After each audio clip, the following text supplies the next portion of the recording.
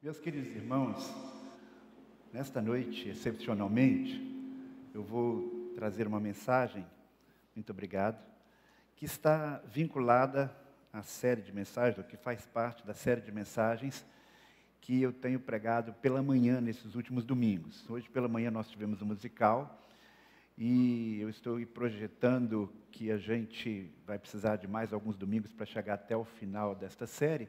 E eu não queria entrar no mês de dezembro pregando sobre esse assunto. Então, agora em outubro, alguns domingos eu não estarei aqui, no próximo domingo. Depois nós vamos ter um convidado especial pregando no domingo seguinte. Então, estamos aqui projetando terminar esta série no meado ou no final de novembro. E nós temos então falado sobre os diversos aspectos de como nós podemos ser administradores competentes dos recursos que Deus nos tem dado. Tudo pertence a Ele e nós somos apenas administradores. Então, se você costuma vir nesse culto e não viu ainda os sermões anteriores, eu sugiro que você, quando tiver um tempo livre, coloque lá no YouTube e assim você vai pegar melhor toda a sequência. E no domingo passado pela manhã, eu comecei falando sobre que atitudes o administrador competente tem no ato de adquirir, de consumir, porque a administração financeira tem a ver com a maneira que você ganha o dinheiro, a maneira que você gasta o dinheiro, o que você poupa, o que você oferta. Então são várias facetas do que você investe, são várias facetas na administração financeira. E nós estamos falando então agora sobre qual a postura correta à luz da Bíblia no que se refere ao uso do dinheiro. Porque todos nós somos consumidores, nós não temos como fugir desta realidade, mas nós não precisamos ser consumistas. Então, a mensagem de hoje tem como título administrador competente, consumidor prudente, a segunda parte. Na primeira parte, só para a gente relembrar rapidamente, eu disse que nós somos pressionados cada vez mais por propagandas que nos induzem, que nos forçam muitas vezes a gastar mais, às vezes a gastar até o que nós não podemos. E muitas dessas propagandas são, de fato, enganosas. Falei também no sermão do domingo passado que acumular os bens não supre as nossas necessidades espirituais. E falei também que as frustrações e aborrecimentos não podem ser superados com a shopping terapia. Quando você vai ao shopping, eu estou chateado.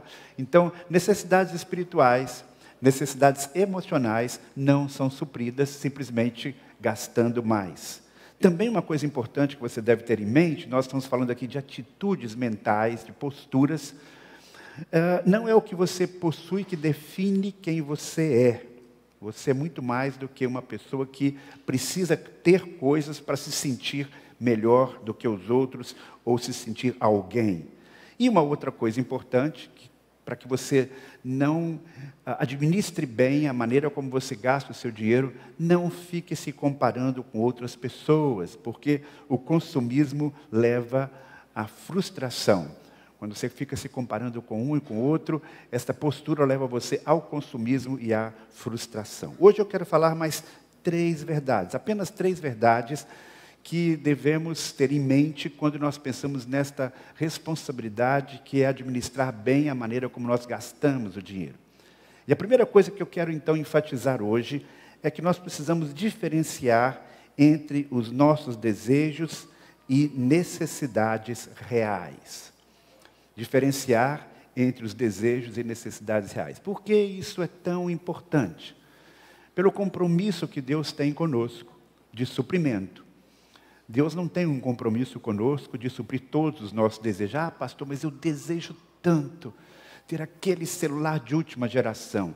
Pastor, o meu vizinho comprou um carro 0 quilômetro, e da minha casa, lá da minha janela, eu fico olhando aquele carro, e eu desejo muito ter um carro igual àquele, e eu vou fazer de tudo o que eu puder e o que eu não puder para ter aquele carro. Ah, pastor, vem a Copa aí, e eu quero ver o Brasil sendo campeão numa TV de 60 polegadas. Tudo bem, você pode desejar, mas a grande questão é, será que você realmente pode fazer estes gastos? Isto é algo que você tem condição de fazê-lo, isso é uma necessidade real. Deus não prometeu pagar todas as 36 prestações do seu carro 0 quilômetro. Pense nisso antes de assinar o contrato. Deus não manda você atrasar o aluguel e o condomínio para que você possa dar de presente ao seu filho o celular novo que ele está querendo de última geração. Deus não manda você pedir uma cesta básica na igreja para poder ter dinheiro para comprar uma TV, porque estava na oferta. Lá em 1 Timóteo, capítulo 6, versículos 7 e 8, nós lemos: porque nada trouxemos deste mundo, e daqui por diante nada podemos levar. Por isso devemos estar satisfeitos se tivermos alimento e roupa.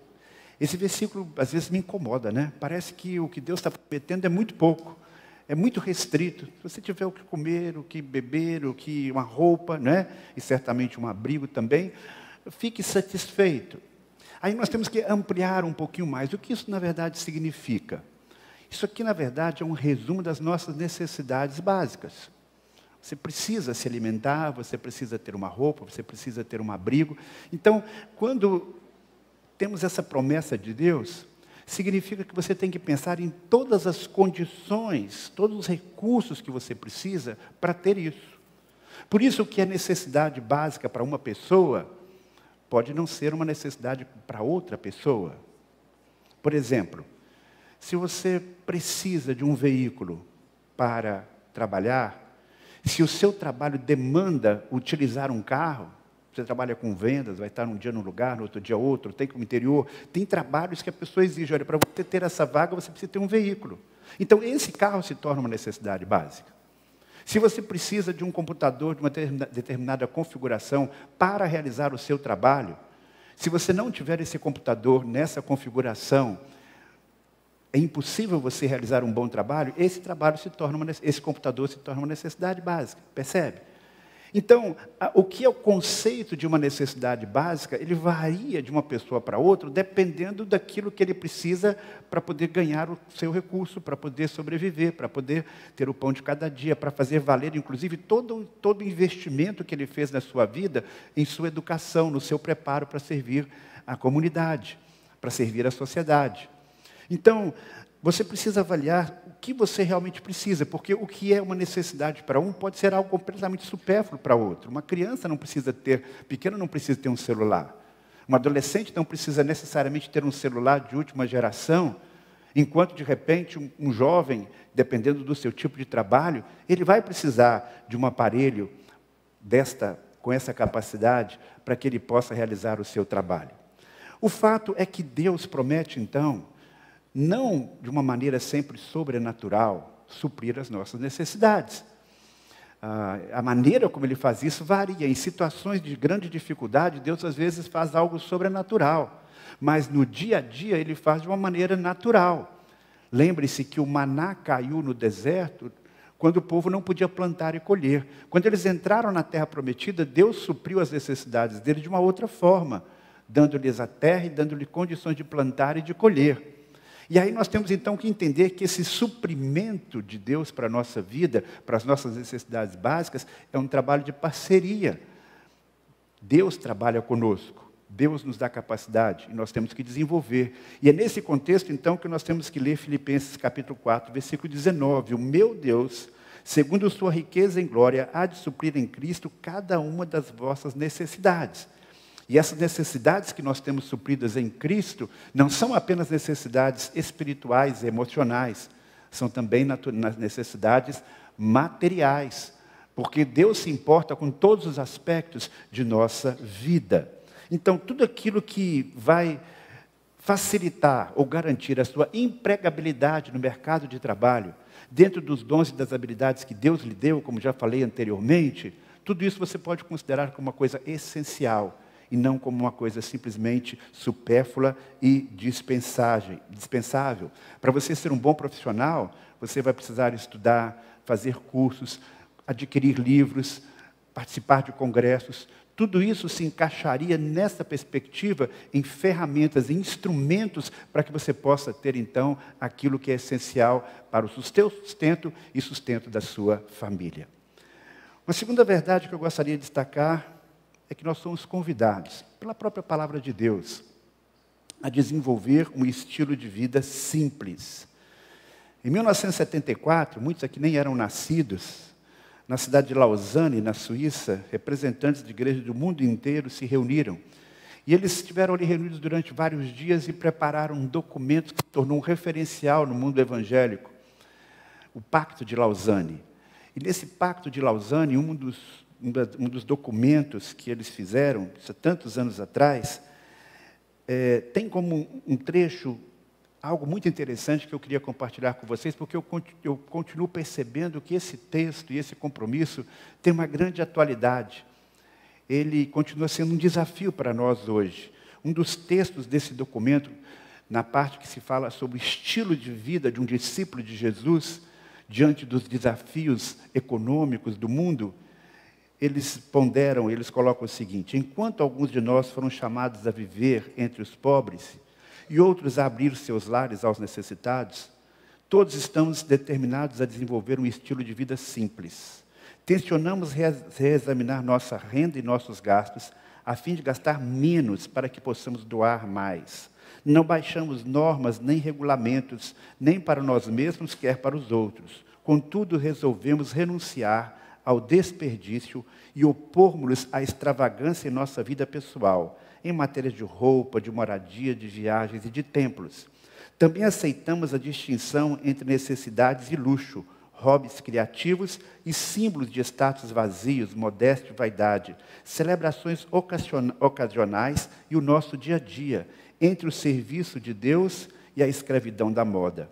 Onde traçar o divisor de águas, eis o que requer mais reflexão e mais decisão de nossa parte, juntamente com os nossos familiares.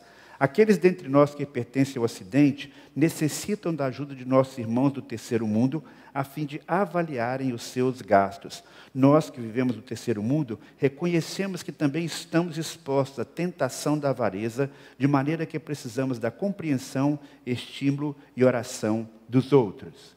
Então eles estão aqui reconhecendo um grande desafio, que é manter um estilo de vida simples, que não significa uma apologia da miséria. Deus nos deu muitas bênçãos, inclusive materiais. Agora, você não precisa gastar demais, ter demais, acumular demais, quando há tantas necessidades ao seu redor. O que é um estilo de vida simples? Não é fácil definir. Talvez um estilo de vida simples na Europa, nos Estados Unidos, é um pouco diferente do que ter um estilo de vida simples aqui no Brasil, num país de terceiro mundo, ou mesmo na África. Nós não estamos pregando de forma alguma um ascetismo, que você tem que deixar todos os bens, ser como diz na história, um Francisco de Assis que abriu mão de toda a sua riqueza para viver entre os pobres. Não é isso que a Bíblia diz. Nós, como cristãos, reconhecemos a generosidade de Deus, que nos dá tantas bênçãos, e dá a alguns, claro, mais do que a outros, mas Ele faz a natureza tão pródiga de produtividade, tantas bênçãos nós podemos ter. E no próprio Novo Testamento, em Timóteo, nós lemos 1 Timóteo capítulo 4, versículo 4, pois tudo que Deus criou é bom e nada deve ser rejeitado se for recebido com ações de graças. E no capítulo 7, versículo 17, Deus de tudo nos provê ricamente para nossa satisfação.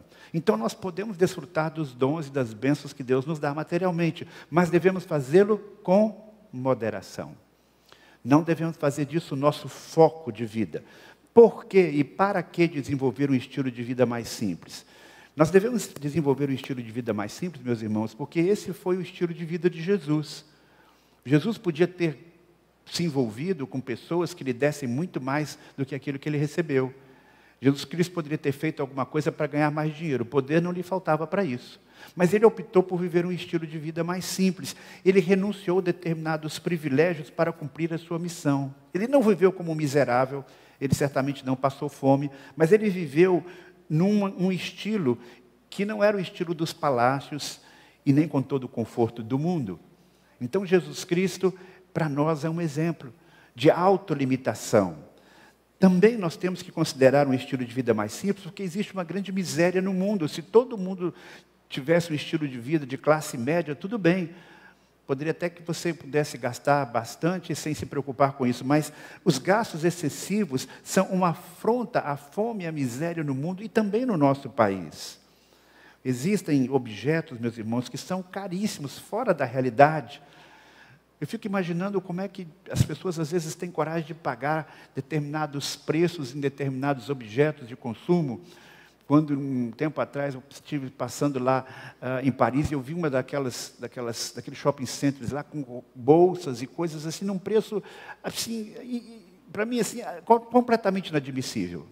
Como é que uma pessoa, mesmo tendo muito dinheiro, tem condição, tem coragem de gastar tanto numa coisa que me parece tão trivial? Eu não saberia distinguir uma bolsa de milhares de euros de uma outra bolsa muito mais simples. Estou falando aqui apenas um exemplo. Há produtos masculinos também, não é? Que tem um preço assim absurdo, fora da realidade. Não é se você pode ou se você não pode pagar. Vale a pena.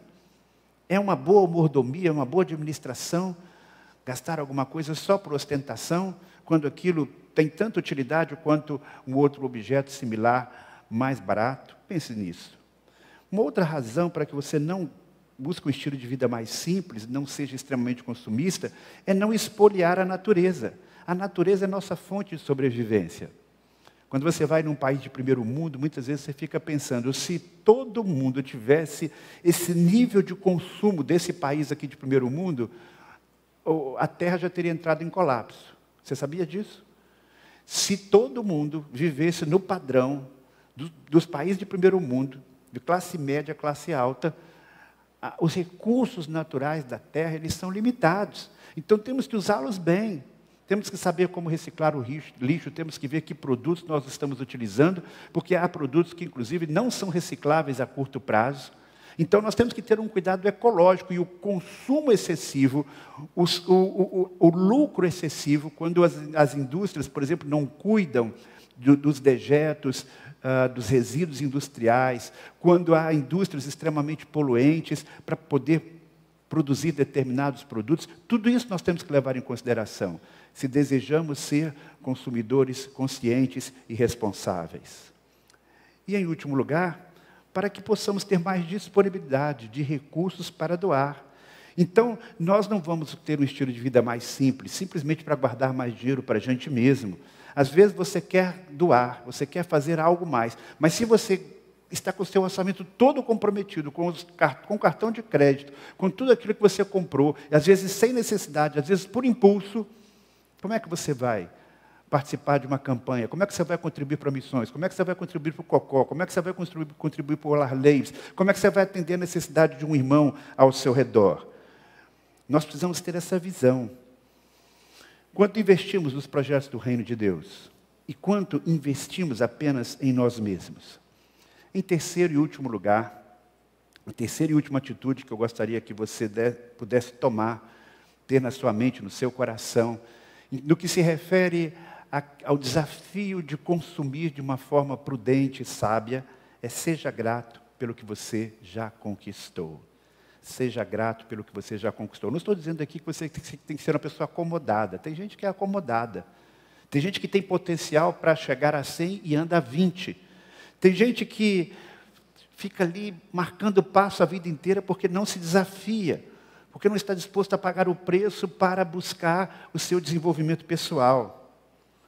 Mas tem pessoas que realmente vivem reclamando, vivem lamentando, porque ficam olhando para os outros, ou então olham para aquilo que conquistaram, e dizem, nunca é o suficiente, não está bom. Às vezes a pessoa está vivendo num sufoco, passando algumas necessidades até, mas ela fica ali paralisada. Ela não é capaz de agradecer aquilo que Deus está dando para ela, ainda que às vezes de uma forma um tanto limitada. Eu admiro muito o apóstolo Paulo nesse sentido. Ele viveu altos e baixos na sua vida financeira. Como missionário, um fazedor de tendas, algumas vezes certamente tinha clientes, outras vezes não, algumas vezes havia uma facilidade de vender, outras vezes não, algumas vezes ele estava numa prisão, outras vezes ele estava na casa de uma pessoa com mais recursos, ele viveu todo tipo de experiências nesse sentido financeiro. Ele certamente, quando era um líder judaico, tinha mais mordomias, tinha mais coisas, mais recursos materiais ao seu dispor. E em Filipenses capítulo 4, versículos 12 e 13, ele confessa que algo que seria maravilhoso se nós pudéssemos dizer isso de coração. Ele diz aqui, eu já tenho experiência tanto na fartura como na necessidade. Aprendi o segredo de viver contente em toda e qualquer situação, seja bem alimentado, seja com fome, tendo muito ou passando necessidade. Tudo posso naquele que me fortalece. Então, ele tem um sentimento de gratidão. Mesmo quando eu passo um sufoco, eu não desanimo. E se eu tiver muito também, eu sou grato a Deus. Quando você se fixa apenas no que não tem, você vai viver de forma infeliz.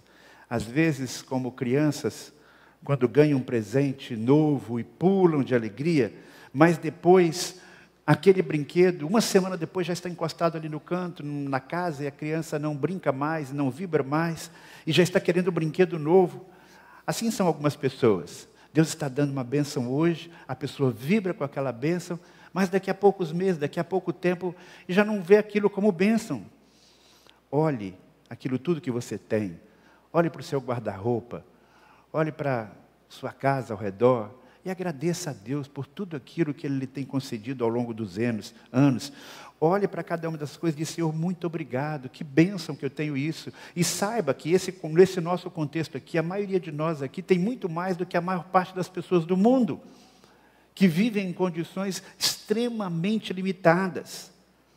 Quando você não tiver tudo que você já teve no passado, ou tudo aquilo que você gostaria de ter, peça a Deus esta graça que Paulo experimentou. Eu sou grato, Senhor, porque eu sei que o Senhor vai me fortalecer, e o Senhor vai me dar todas as condições de viver feliz e satisfeita, mesmo não tendo tudo o que eu gostaria de ter.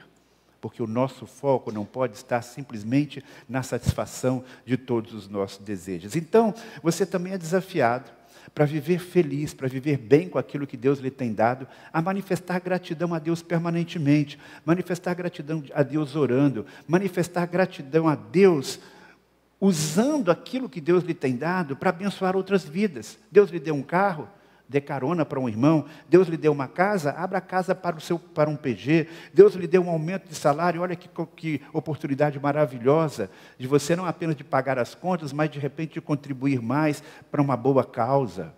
Então, quando você expressa a sua gratidão a Deus, na medida que você vai melhorando de vida e você vai compartilhando isso com outras pessoas, você vai viver feliz. E você vai glorificar a Deus com tudo aquilo que Deus lhe tem concedido. Portanto, meus queridos irmãos, para fechar essa sessão de como um administrador competente dos recursos de Deus gasta o seu dinheiro, lembre-se desses 3 princípios sobre os quais nós pensamos nesta noite. Procure diferenciar os seus desejos das suas reais necessidades. Saiba que Deus vai suprir as suas reais necessidades. Procure desenvolver um estilo de vida simples. Assim você terá menos dívidas, vai ter menos coisas para carregar, menos mudança para fazer, mais liberdade financeira. E em último lugar, seja grato a Deus por aquilo que você já conquistou, por aquilo que Deus já lhe tem concedido. Quanto maior for a sua satisfação, menor será a sua necessidade de consumir, especialmente de consumir desnecessariamente. Que Deus nos abençoe. Amém. Vamos fechar os nossos olhos, vamos falar com Deus mais uma vez. Quero convidar o pastor Léo para vir aqui neste momento e nos conduzir a Deus, então, nesta oração, e logo em seguida nós teremos um momento